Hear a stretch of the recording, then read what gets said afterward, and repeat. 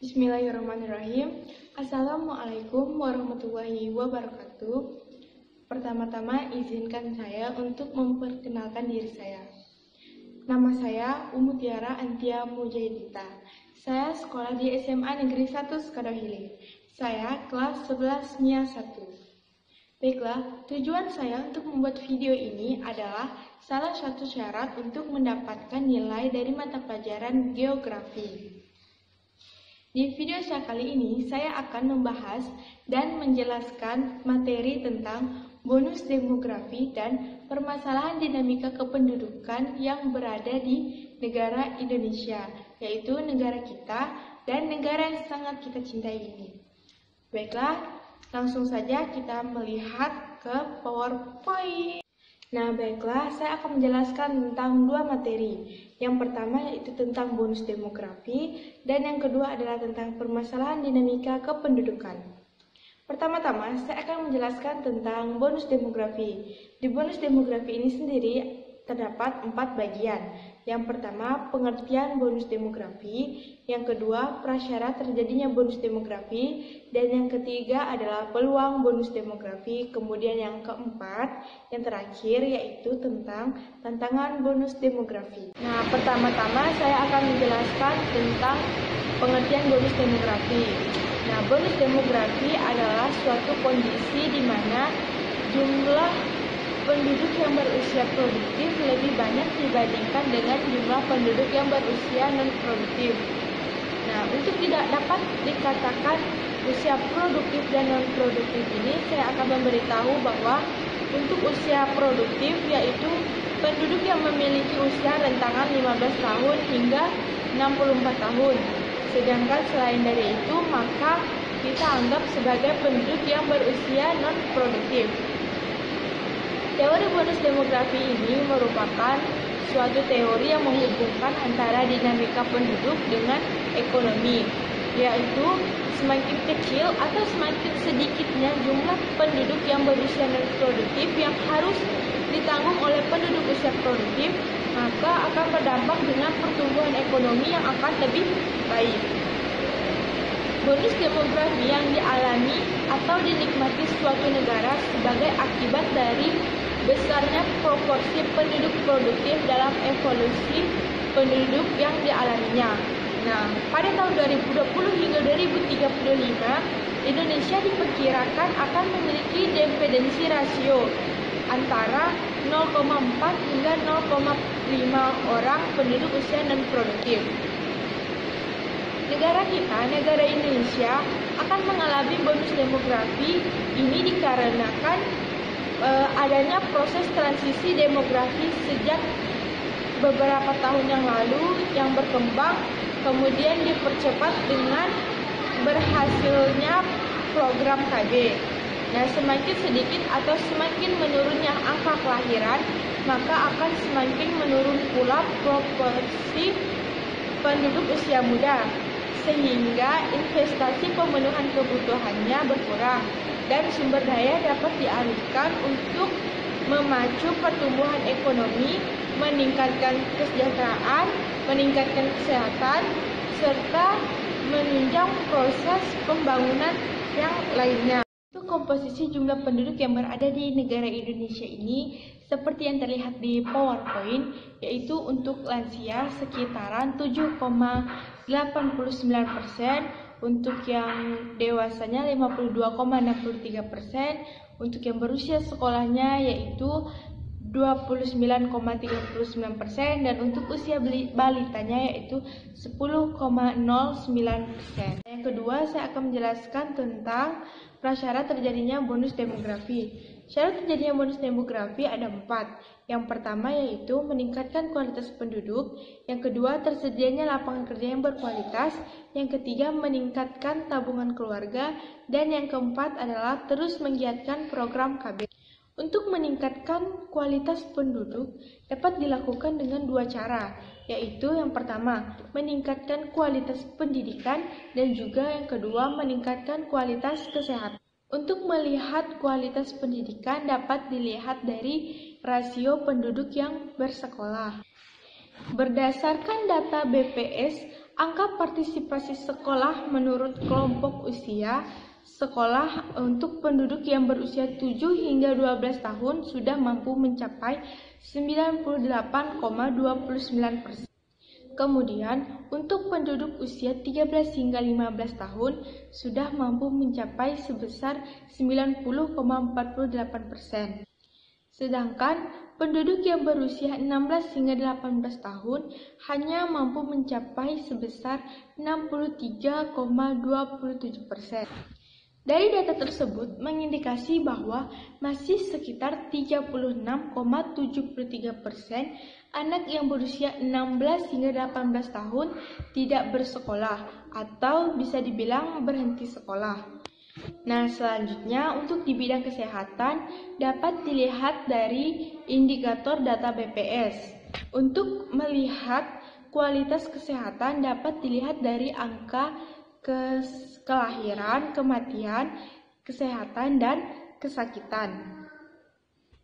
Nah, selain itu juga dapat dilihat dari persentase masyarakat yang mengunjungi fasilitas kesehatan seperti posyandu, puskesmas, fasilitas air bersih, dan juga fasilitas kesehatan lainnya. Serta dapat juga dilihat dari persentase masyarakat yang mau melakukan pola hidup untuk sehat.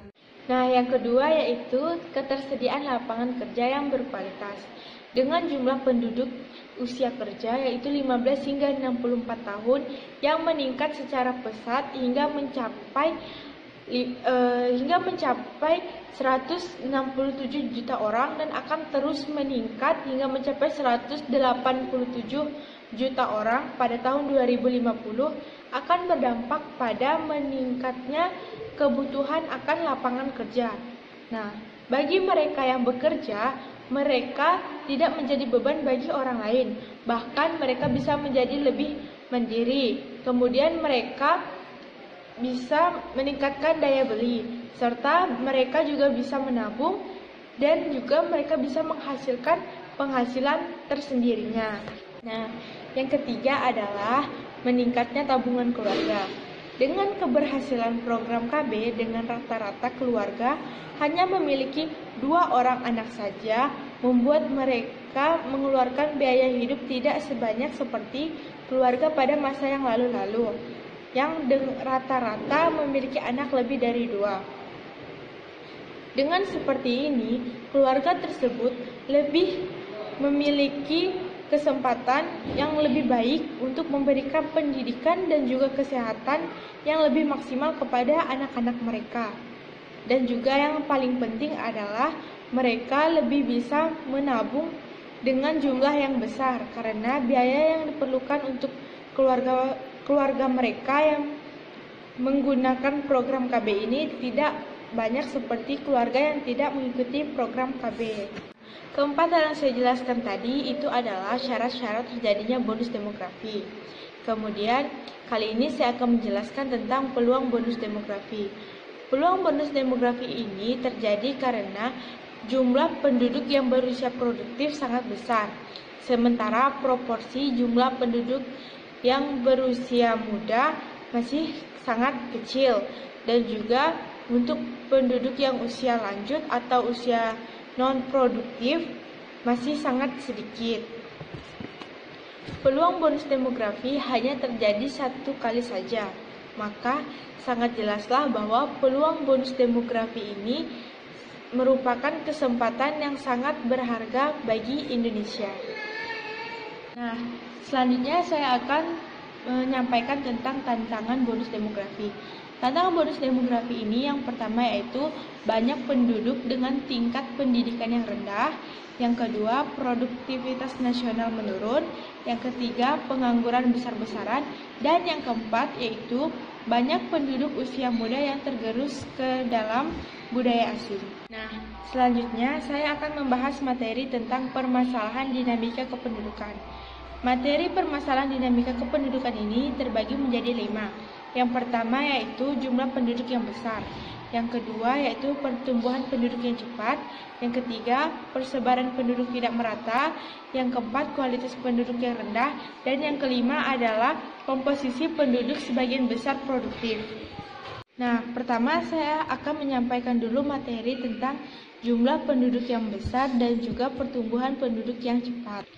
Nah, jadi jumlah penduduk yang besar ini memiliki manfaat dan juga memiliki permasalahan. Nah, manfaat dari jumlah penduduk yang besar ini yaitu dapat mempertahankan negaranya dari ancaman dari luar negeri. Kemudian, sebagai sumber daya manusia dalam penyediaan tenaga kerja untuk mengolah sumber daya alamnya. Nah, itu termasuk salah satu dari manfaat jumlah penduduk yang besar. Namun, terdapat juga permasalahannya, yaitu pemenuhan kebutuhan hidup masih belum dapat dipenuhi oleh pemerintah. Kemudian, penyediaan seperti lapangan kerja, sarana kesehatan, dan juga pendidikan, dan termasuk fasilitas-fasilitas yang lainnya belum bisa dipenuhi oleh pemerintah karena dana yang terbatas. Nah, itulah dia manfaat dan juga permasalahan dari jumlah penduduk yang besar. Nah, berikutnya adalah dampak dari lajunya pertumbuhan penduduk. Jadi, lajunya pertumbuhan penduduk ini memiliki dampak, yaitu yang pertama, berkurangnya lahan produktif. Berkurangnya lahan produktif ini disebabkan karena adanya alih fungsi lahan. Misalnya seperti sawah atau ladang yang dialih fungsikan sebagai permukiman. Kemudian yang kedua adalah kurangnya lahan hutan konservasi karena tuntutan dari pembukaan area atau perkebunan rakyat swasta. Nah, berikutnya yaitu tentang persebaran penduduk tidak merata. Persebaran penduduk tidak merata ini memiliki faktor, memiliki dampak, dan juga memiliki upaya untuk mengatasinya. Nah, yang pertama-tama, faktornya. Faktor dari persebaran penduduk tidak merata ini yaitu seperti kesuburan tanah, iklim, topografi, sumber air, dan juga perhubungan atau transportasi. Kemudian, dampak dari persebaran penduduk tidak merata ini misalnya seperti munculnya permukiman liar, sungai-sungai tercemar karena banyak penduduk yang menjadikan sungai sebagai tempat pembuangan sampah.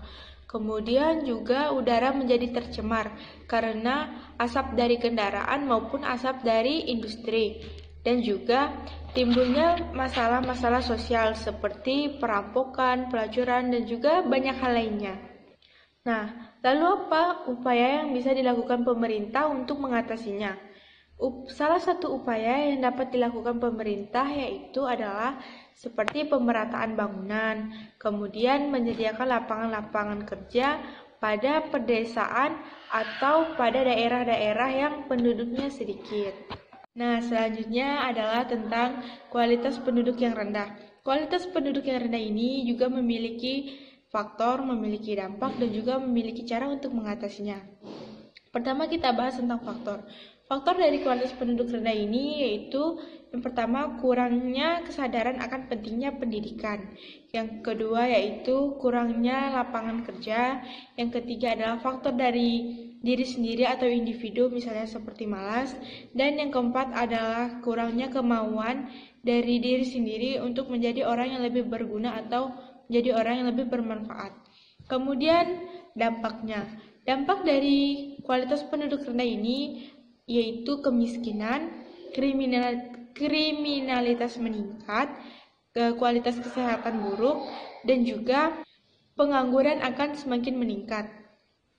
Nah, cara untuk mengatasinya yaitu misalnya seperti menyediakan lapangan pekerjaan, mengasah otak siswa-siswi, dan juga menyediakan fasilitas yang dibutuhkan oleh masyarakat.